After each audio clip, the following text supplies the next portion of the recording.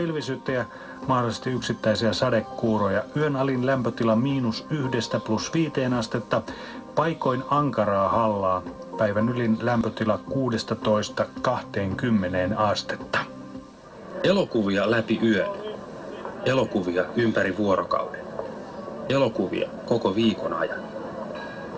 Ylen Yöradio suuntaa Sodankylän elokuvajuhlille. Elokuvan ja kesän merkeissä. Mielenkiintoisia vieraita, aiheita, kuulokuvia, elokuvia ja suomalaista kesää on tarjolla torstain ja perjantain välisenä yönä kello 23 alkaen.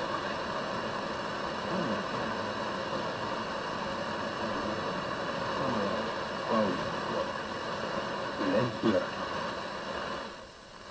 Kello kohta 8:20 vuorossa on Café Tropical ja sen toimittaa tuttuun tapaan Telle Virtanen.